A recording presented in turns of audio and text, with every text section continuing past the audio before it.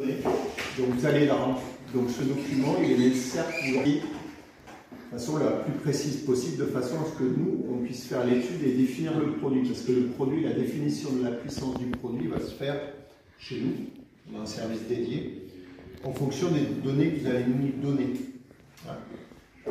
Donc, vous allez mettre les coordonnées du chantier, l'adresse précise. Il ne s'agit pas de mettre que le nom de la ville. Vous mettez le nom du projet, la ville, et puis la rue. Parce que derrière ce document, on va s'en servir également pour la mise en service. On va mettre en relation ce document-là avec votre demande de mise en service que vous ferez par la suite. Donc si ici, si les adresses ne sont pas cohérentes, ça va coincer à un moment donné. Donc vous, c'est essentiellement de la rénovation. Donc si je peux descendre. Oui. Donc le code postal, la ville, l'altitude et la température de base. Vous savez ce que c'est la température de base, hein? Bon, ça on pourra le compléter si vous l'oubliez, mais si vous le mettez, c'est que mieux. Donc ici, parce que ces packs, il y a deux possibilités de les installer, soit en hybridation. Vous savez ce que c'est l'hybridation? C'est-à-dire vous gardez la chaudière en place, voilà, soit on vire tout, voilà, soit on vire tout et en ce moment on sera en relève élec. Je vais préciser si rénovation et vous gardez la chaudière en place, vous allez indiquer si c'est du fuel, du gaz, voilà, et le type de chaudière en place. Standard, c'est vraiment des vieilles chaudières avant 1998. Après 98, ça sera forcément de la basse température ou de la condensation. Alors pourquoi on vous demande ça? Parce que dans l'étude qu'on va vous donner, il y aura un bilan de consommation. Et le rendement du générateur, si vous gardez le générateur en place, ça va impacter la consommation globale du logement. Et là, vous mettez, est-ce que vous gardez la chaudière? Oui ou non. Puis là, vous pouvez mettre des commentaires. On va vous dérouler, tu peux aller un petit peu. Ici, ce qui est intéressant, si vous gardez la chaudière, c'est de préciser le modèle de chaudière. Oui. Et est-ce que cette chaudière est équipée d'une régulation? Vous pouvez le genre d'une photo de la chaudière. Parce que, en fonction de la chaudière en place, si vous voulez faire une hybridation, en fonction de la chaudière, on va devoir piloter la chaudière, on va devoir démarrer ou couper la chaudière en fonction des consignes de notre régulation. Donc en fonction du tableau de bord de la chaudière en place, ça peut être plus ou moins simple. Voilà. S'il y a un contact. On n'a pas trop besoin. Il n'était pas prévu d'entrer faire dans sa ambiance. Voilà, donc là c'est intéressant d'avoir le modèle de chaudière. Parce que dans le tertiaire, c'est des machines beaucoup plus vieilles, donc c'est important de. Avec des régulations avec cette température extérieure sur lequel il n'est pas prévu de contacter ça. C'est une shortman, c'est un peu compliqué. D'où l'importance de mettre dans les commentaires. Okay. Ici, type de descendre, pardon, il a fallu me cache la vue. Voilà. Là, c'est important. Vous allez intervenir ici, on vous demande est-ce que les déperditions, vous savez ce que c'est les déperditions, les besoins calorifiques sont connus ou pas?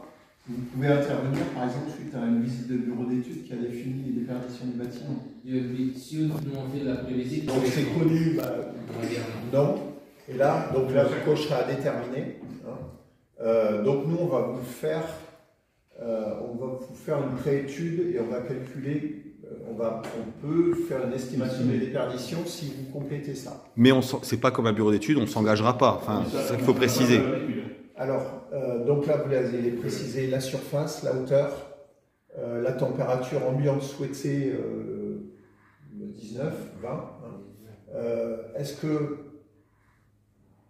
le client connaît sa consommation d'énergie actuelle? Ça, il faut faire attention à ça. Parce que bien souvent, les gens, depuis 2-3 ans, comme le gaz ça coûte cher, les gens ne chauffent plus. Donc on arrive avec des consos relativement basses, mais qui ne reflètent pas le niveau d'isolation. Par contre, ce qui est hyper intéressant, c'est que tout bâtiment qui a été monté après 1974 a été construit suivant une réglementation thermique. À partir de 1974, il y a eu des normes en France. Après 1974, on sait pertinemment qu'en 1974, tous les bâtiments qui ont été construits entre 1974 et 1984 on sait qu'il y a forcément 6 cm de doublage intérieur. Les comptes sont isolés. En fonction de l'année de construction, après 1974, le type de chauffage, si c'est du plancher, radiateur, ventilocorrecteur, et là c'est important, le régime d'eau d'installation. Ça, ce qui va mettre, c'est appuyé. Vous faisiez avec un ballon thermo ou pas qui fait l'eau chaude. Voilà. En collectif, On parle d'eau chaude sanitaire là. Hein. Ouais. Okay. En collectif, il y a la part de l'eau chaude est bien souvent plus importante que la partie chauffage. Donc c'est important de... Déjà, vous, il va falloir voir avec votre client, il va falloir voir ses besoins. Est-ce que la PAC doit assurer, la pompe à chaleur doit assurer la production d'eau chaude et le chauffage, ou que le chauffage? Il peut que le chauffage, parce que dans les rénovations globales, il y a... Donc dans le cas où ils utilisent la PAC uniquement pour le chauffage, ils ne remplissent pas cette partie-là. Ils ne remplissent pas cette partie-là. Voilà. Par contre, si la pompe à chaleur doit assurer aussi les besoins d'eau chaude sanitaire, il faudra définir, il y aura un surcoût de puissance à prévoir. Il faudra rajouter la puissance, hein, autant domestique, qui peut plus le moins, la puissance chauffage, elle sert à faire l'eau chaude, c'est pas un souci. En tertiaire, c'est un peu différent, parce qu'on peut avoir des besoins d'eau chaude sanitaire importants. Donc bien souvent, il faut majorer la puissance. Et la majoration de puissance, c'est un peu lié au type d'utilisation. L'immeuble, on va vous demander, là il y a une coquille, là, non, pardon. L'immeuble, c'est le nombre de logements, hein, F1, F2, F3, voilà, compléter, les hôtels, etc. Tout ça, on a des logiciels, c'est normé, hein, c'est qu'un F1, ça va consommer 75 secondes. Voilà, ça va compléter tout ça, et nous, on va définir la taille du ballon, la puissance, la majoration de puissance à prévoir au niveau de la pompe à chaleur.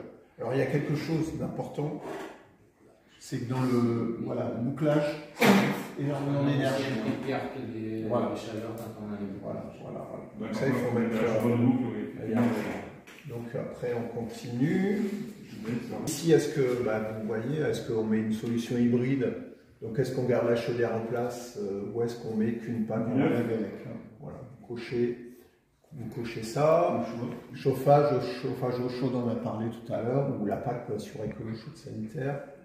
Rafraîchissement, type de PAC, nous ça sera de l'aérothermie, ce dont on a parlé. Et là, taux de couverture de la PAC, ça c'est quand on est en solution hybride. Taux de couverture de la PAC. Bon, les études que je fais, moi je mets optimisé, hein, c'est-à-dire que le logiciel va trouver le meilleur ratio entre le coût du produit, l'économie de fonctionnement. Le logiciel trouve une cote mal taillée pour définir une puissance de PAC par rapport à la puissance de la chaudière en place. Donc vous cochez optimiser, je ne sais pas ce que tu en penses.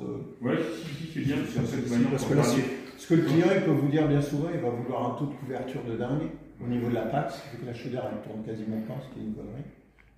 Le logiciel trouve. Il faut faire attention parce qu'on est quand même sur des installations électriques avec triphasées, des moteurs un peu conséquents, et derrière, l'abonnement du client, il ne va peut-être pas pouvoir supporter un taux de couverture à 100 ou 110%. C'est pour ça qu'optimiser me semble moins